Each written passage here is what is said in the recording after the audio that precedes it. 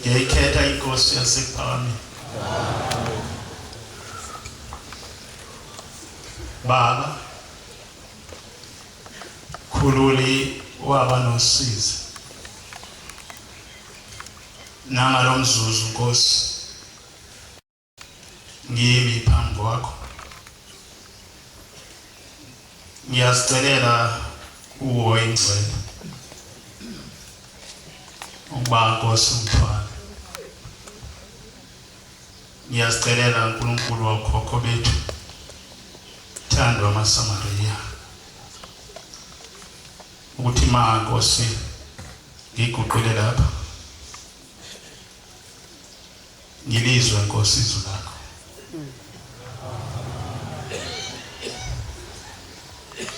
Uma ngilizwa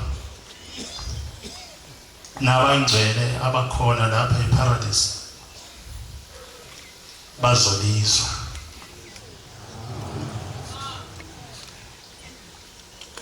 Cela ufunda incwadi kaGenesis sahloko sama-27 ivesi le-18 ngiye ngigcine evesi nama-22.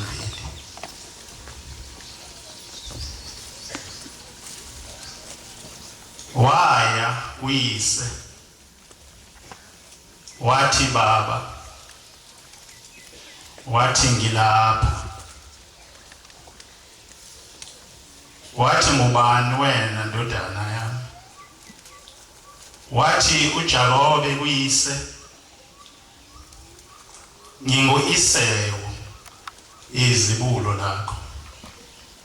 Ngenzile njengokusho kwakho kimi. Ake usuke uhlale udle inyamazana ukuba inhliziyo yakho ingibusise.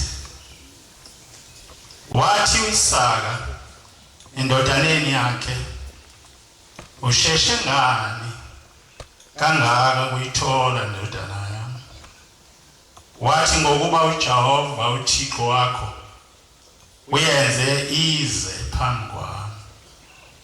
Wathi uIsaka kuJakobe, ake usondele ndodana yami ngikuphathe ngizwe ukuba uyiyo yini ndodana yami Esawu impela na. Khona uJakobe wasondela kuIsaka uyise wamphatha. Wathi leli lizwi liyilizwi likaJakobe, kodwa izandla ziyizandla zikaEsawu. Amen. 179 Sihlabelelo zamaNazaretha. Thixo ulilanga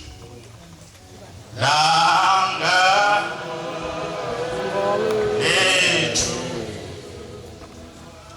khanya phezulu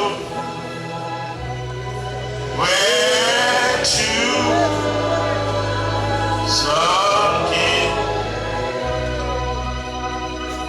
indlela zakho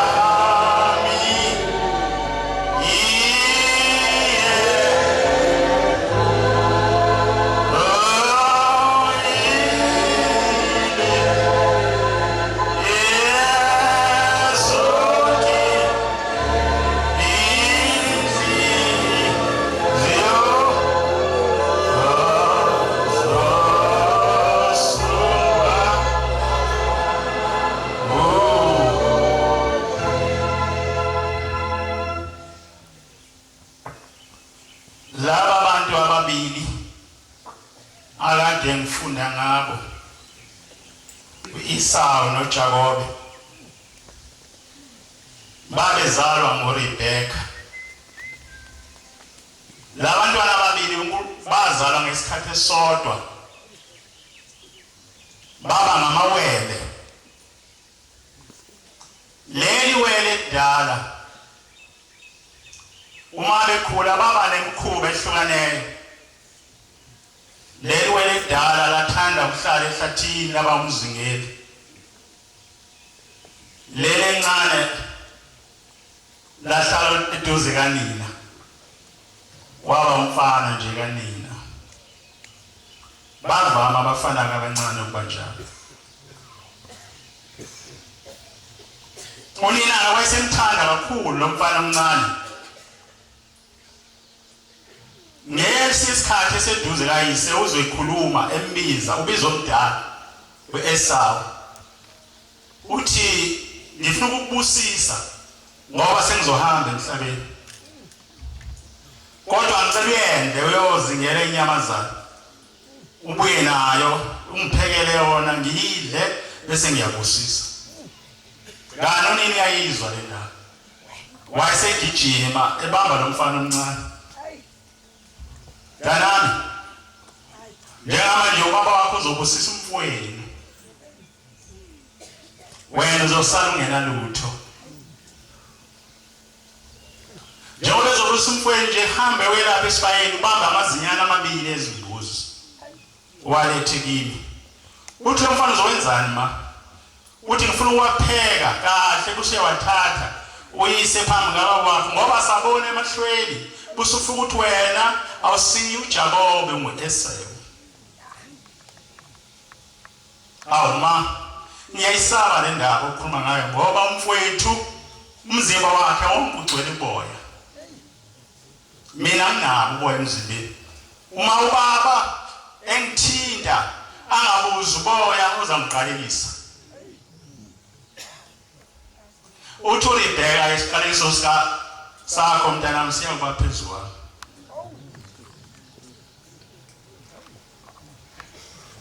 Izithelo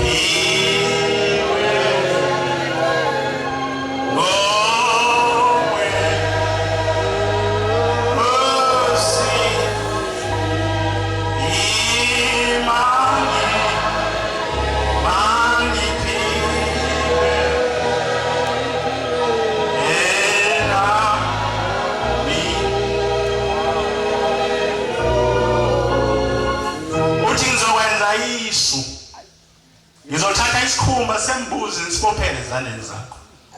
Uyathi mayiphatha ubaba wakho ngoba asaboni abuze lo boya bomfowenu bese ekholwa ukuthi wena. Bese ekholwa ukuthi wena. Wayesehamba ke uJakobe. Wayesekhuleka bese enza ngamandla uyinina le ndaba. Ujahe bomfowabo angazabuye endle. Phuthuma mntana angifuni isibusiso sithole umfowenu. Wayesefika eminyango ekhuleka.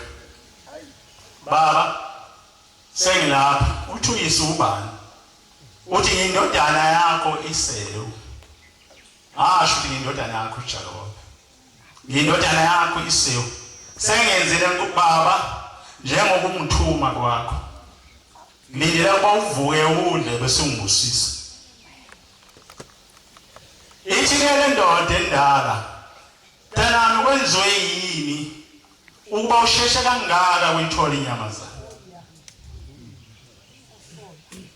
Lo mfana ngiyabona wayehlakaniphile. Wemazi kakhulu uyise, ayikho into ayifanisa noNkulunkulu. Uthi uThixo wakho baba uyenzeza phambi kwami ngayibaba. Wayesithi baba iyesengena. Wayeseyangena uJakobe. wayesethi ake usondele ngokuphatha wamphatha wazizwa izandla zakhe zinoboya wawuboya besikhumba sembuzi wathi angazizwa wayesethi impela izandla zakho zizandla zika-Esau kodwa izwi lakho liyizwi kaJakobe.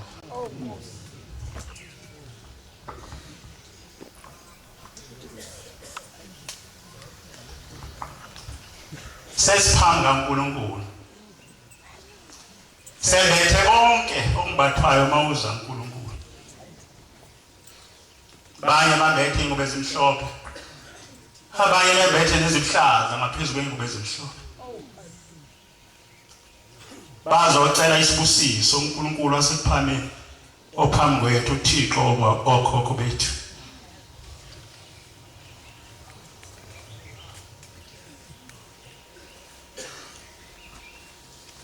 Njengoba sesifikile lapha phambi kaNkulunkulu uyawabona umbatha kwethu ukuthi sifanele kuza phambi kwakhe. Le nkosikazi engolibheka yathi lomfana yamgqokisa ingubo zomfowabo yenza ukuthi iphunga lomfowabo lizwakale, imvama iphunga lomuntu liyahlala engubeni.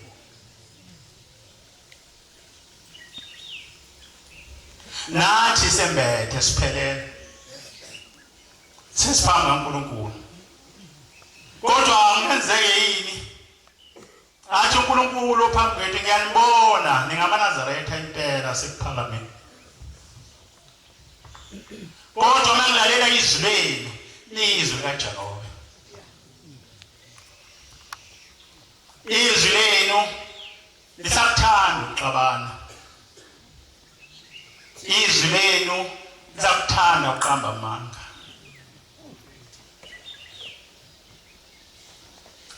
Uthi izandla zakho zizandla zika-Esau kodwa izwi lakho lizwi kaJakobe.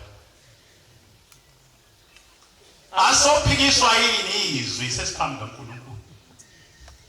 Athi uNkulunkulu uyalibona impela ningifanele ngabami ngabantwana basekuphakameni kodwa izwi lwena lisho njalo. Izwi linifanisa nabantu bangaphandle. Izwi linifanisa nabantu abangazange bambone uShembe. Yena uShembe wahlupheka kangaka. Wenze njani maNazaretha? Khona isikhathi esake sehlela abantu besemkhumbini babegwedla bayezweni lapho babeye khona bathi besendleleni bavula isivunguvungu enkulu bangazi kwenze njani. Abazange laba bantu bacabanga isono somunye umuntu, bacabanga ngezono zabo. Abazange bathi umfowabo seduze mubi kunami, Mfundisi oseduze kwami mubi kunami, mina ngimuhle. Bacabanga ukuthi inkosi senzeni kuwe. Shembe izitha wazinqoba efika kuleliso. Umazi ikhona namhlanje zivelaphi? Izithelo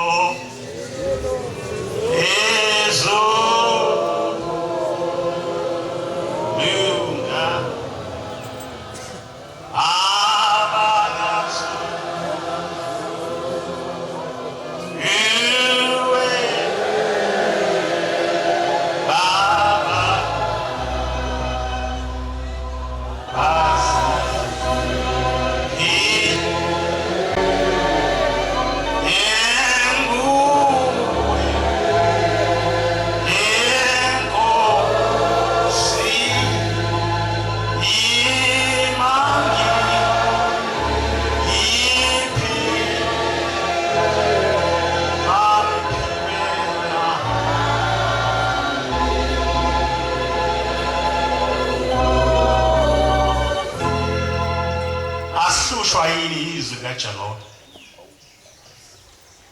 Unguye uIsau na? Yebo nguye. kodwa izwi lakho alisho njalo. Noma izandla zakho zifana nezakhe kodwa izwi lakho liyaphisa.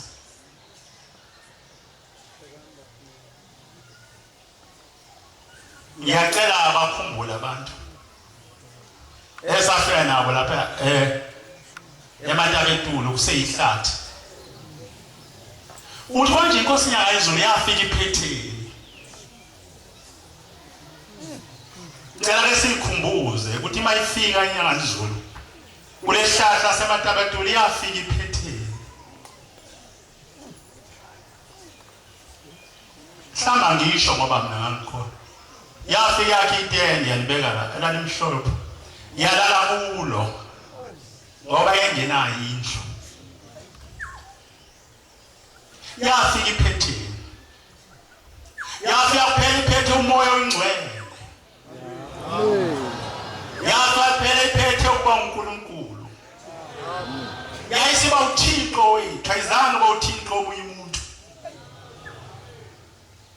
Yayisiba uNkulunkulu wethu. Njengoba sigcwele lapha ebuhleni. Akekhothi asijike kasema sikhuphuke size ebuhleni.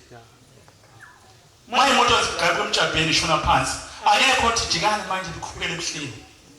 Ilo moya oyingcwele owafika la. Amen.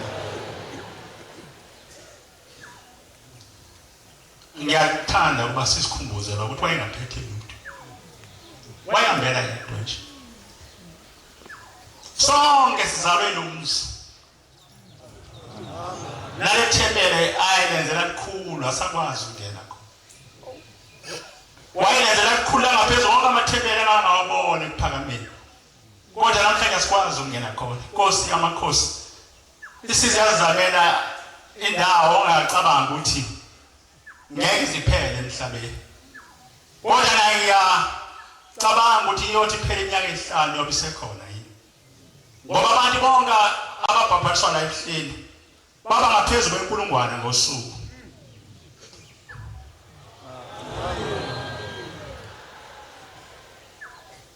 Hlushwa yini maNazaretha? Yafika inkosi yazulu iphethe ebuhleni. Sikhona isikhwama esiphethe. Yezithelo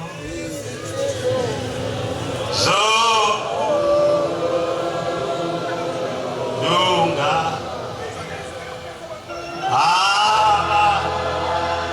nazo obuwe baba bazi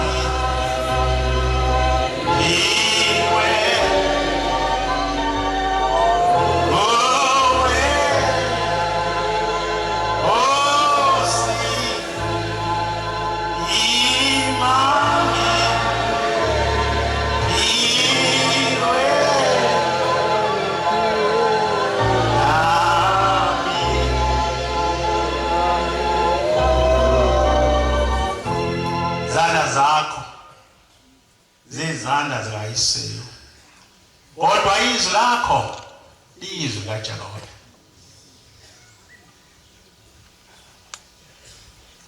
Bathi abantu behamba ngomkhumbi bafika indoda inene emkhumbini phansi yathi igama lami nguJona. Uyaphi Jona na? Angazi ngiyaphi. Ngiyalapho umkhumbi uyawugcina khona. Uthi njengoba sesifa njengenxa yakho na? Hayi angazi. Pho senze njani? Yenzani enikuthandayo. Bakhona abantu abaye bathi ngcono ngife kunoma ngenza intando kaNkulunkulu. Ngcono ngife noma ngenza intando kaShemba. Noma ngenza uShemba akuthandayo kungcono ngife. Yasho njalo le ndoda. Yathi yenzani enikuthandayo. Yayiphakathi kolwandle. Lapho kude phambili kude emva. Base besokuphosa olwandle yathi ngiphosele. Kungcono ngife noma ngiye lapho uNkulunkulu engithuma khona. Zandla zakho zizandla zikaIsiyo. Kodwa izwi lakho lizwi kaJehova. Hlule ngane mina ezwini kaJehova. izwi lami lihluka ngani kwelikaJakobe. Singathi sihlushwa izwi likaJakobe. Shembe izitha wazinqoba. Zonke zabantu abangakholwa wazinqoba. Wazinqoba esalala emahlathini. Nkosi siyelele ubaba.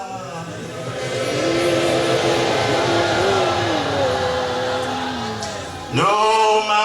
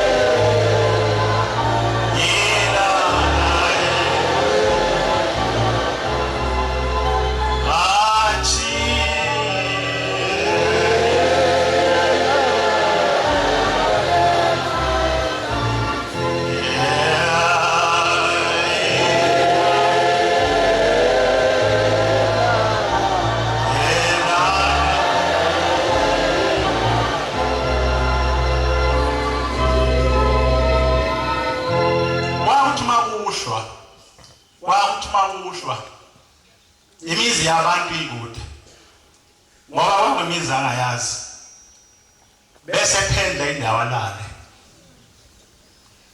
Mina nawe sasingekho bese phendla indawo alale. Wayengazi ukuthi ulala eduze kwenyonga noma ulala eduze kwebhubesi, kodwa wayebesela kweminye imizi wayethi mayifike ekhuleka kuthiwa dlula ngeke sikuvulele. Asikwazi. Eminye imizi enenhlanhla wayethi mayengena khona bathi umuntu kaNkulunkulu ungena ulale. Bamnika ingubo indoda enesibusiso bisivuka ibheke esibayeni khona bisithatha ithola ithi ngeke uhambe ngingawuhlabisanga. Leyo mizi namhlanje ayifani nemizi ekhona emhlabeni. Kodwa wayihamba yedwa. Base bemphosa umuntu olwandle. Wacabanga sekuphelile kana kuphelile. Bazothi basiphosa abantu olwandle. Nami nawe sicabanga sekuphelile kana kuphelile. Ikhona into yesithutha isithwale izisibeke phambi kaShembe bese sibuza ukuthi senzani. Senzani? Wenzani mfundisi? Ubonelani umsebenzi kaNkulunkulu? Nkosikazi wenzani? Mbangelo wenzani? Nalo wayeseqedile yayisimthatha lo muntu yamisa lapho uNkulunkulu athanda ekhona. Ake ngikhulume. Nkosi yamakhosi ngiyabonga. Bengacabanga ukuthi ngizakwazi ukuguqa. Impela uvele ezulwini. Amen. Yiloko wafika kulo muzi kaNkulunkulu angaze ngibe khona. Bengakwazi ukusukuma. Impela uThixo. Amen. Imina namhlanje ngiguqile. Shembe uvele ezulwini. Nkosi yasizwe yamakhosi. Amukho uNkulunkulu ofana nawe. Ngiyela inkosi khuluma yesizwe esithile. Ithwako isizwe lesi esasinamasiko aso. Kwawe isizwe esasemthanda uNkulunkulu waso. Sasingayiphuli imithetho kaNkulunkulu wezulu. Ilabo abantu babe namasiko, ukuthi amasiko abo ayecisha afane nawethu. Uthi kodwa akukhona ababehluke ngako. Ithi wakuthi uma intombi yakhona igana uma isiqedile ukulotsholwa bese kuthi umndeni wale ntombazana usuyithatha uphume nayo ngaphandle bese kuthi izakazi zakhona ziyiyale, amakhehla akhona iyiyale, bonke abantu bakhona bayiyale, abafowabo bayiyale. Bese behlukana nawo lapho, bese bethi thwala-ke lo mthwalo, uzohamba ubheke phambili, ungaqalazi uyofika emzini. Uyayifika yonke, uyayihamba yodwa, mayokwenda engahambi engaphelezelwa muntu. Uthi leyo nto abahluke ngayo laba bantu. Ithe omnye wemizi nakhona kwaza intombazane yakhula isilotsholo, kuthiwa kwengane ithobile kakhulu, inokusithoba okukhulu, inozwelo kakhulu. Kwafika isikhathi sokuba ihambe emzini, baphuma balenza lesisiko, bayishiya ngaphandle. Base bethi hamba mntwana wethu ubheke phambili uzofike la uyakhona. Uthe ithi inkosi kwakwenzeka ngesisikhathi lapho ingane khona intombazane bekude, ihambe zokuhlo ilale endleleni. Uthi ivuke ekuseni iqhubeke, ithi bona bayibona lapho ingane khona iqhamuka bese bekikiza. Uthi nale ntombazane kwawa njalo, yayisiyahamba yabheka phambili, yalokhu ihambile, yahamba. Ithi yathi mayisiphakathi nezwe, sekuseduze lapho iyakhona, sekude emva la beqhamuka khona, yayisizwa isililo. Ithi inkosi yezwa isililo sengane encane. Uthi yayikhala lengane, ikhale kabuhlungu, ikhale kuze kube nosizi. Ngoba ingavule ukuqalaza, yasicabanga kule ngane ekhala unini uyishelele ehlathini, uyishelele endaweni embi kangaka, uma idliwe izilwane uyothini? Manje ngenze njani?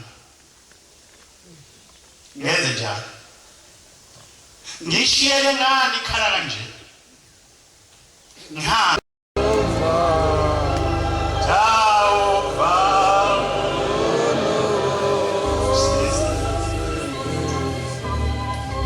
sumana emthumbile nomfana esigqila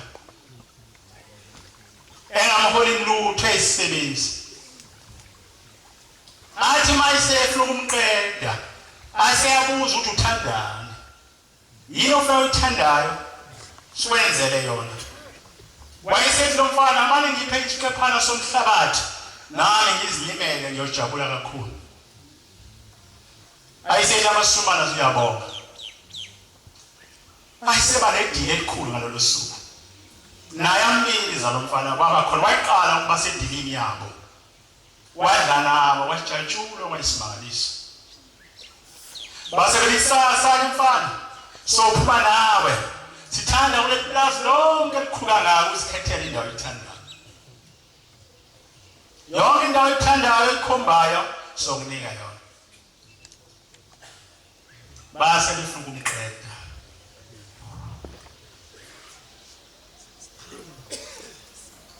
Wayesevuka nomfana ekuseni, base begibela amahashi. Sho njalo ushembe ukuthi bagibela amahashi, base betshona uzawugijima lonke lelizwe ekuthandayo izwe, uzolibuyisela esandleni sakho sokunxele. Ithi lonke lento siyakunika lona. Wayeseqala lo mfana egijima amahashi laba bantu.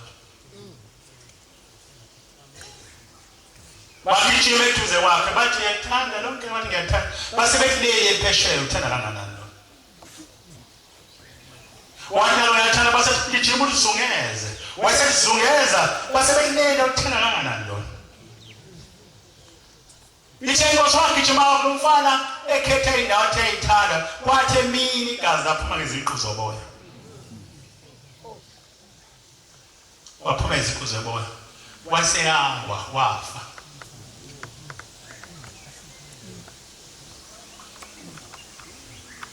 Inhliziyo yami zingaki izinto ezithandayo.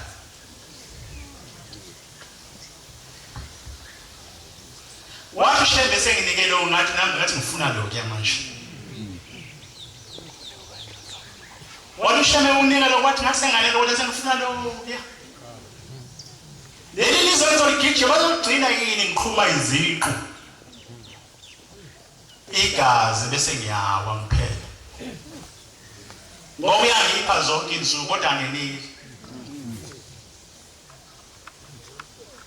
yezithelo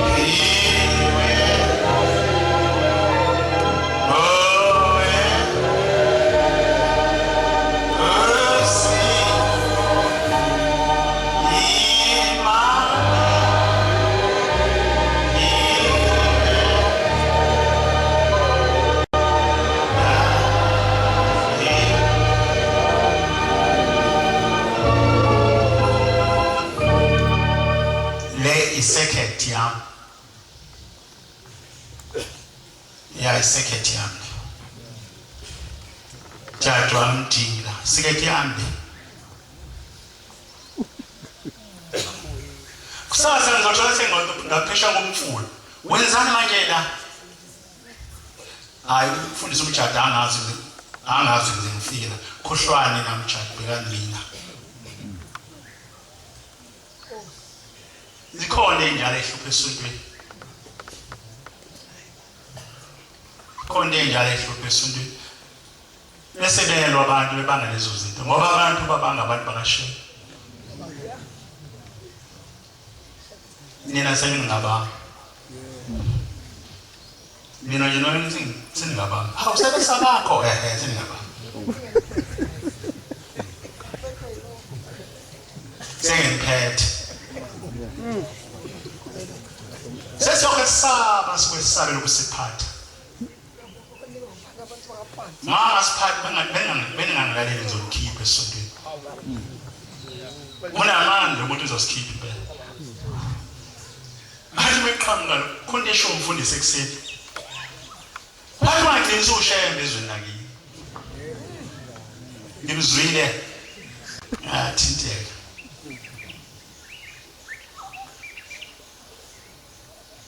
sheba bonkulunkulu wabantu wena ube ngumelusi wawo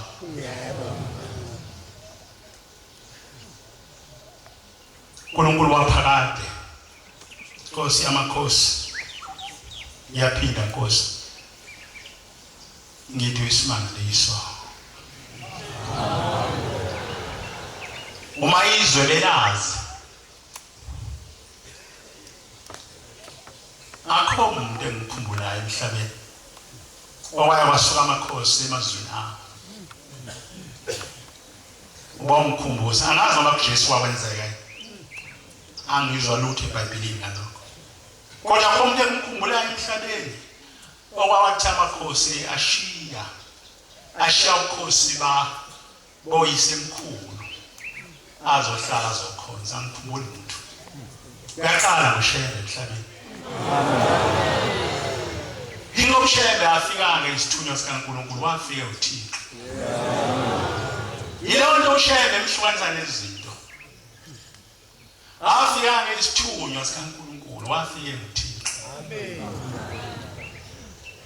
akaze ngizwe inkosi uThixo mangicela mina ithi awumfundisi ngisazoke ngiguqe ngithandaze kodwa ivanga ukuthi sengizwile Ikusengizwile bese kuphelela ngoba sizwile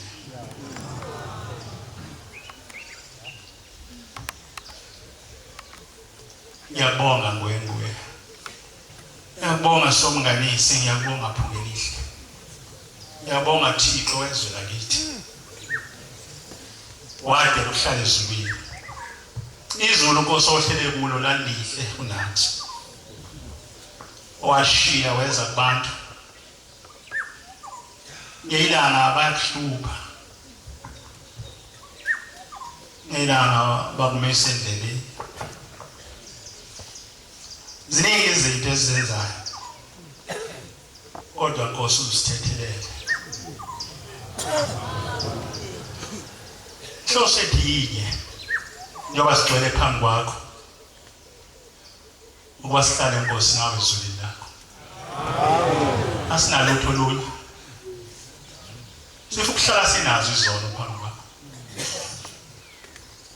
sithethelele Nkosi usingenisa kulo siyathanda amahawuphalala kusinda kwasenkosi uNkulunkulu okhokho bethu Nkosi konke ubungipheko nasekuphilile ngicela baba uvume Nkosi usenzo ingcwele wakho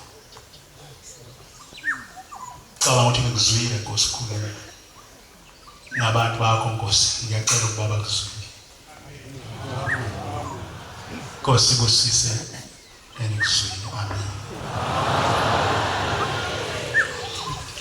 Siyabonga amazwi amnandi esiwathole kumfundisi wenkosi Nkosi zimbusise.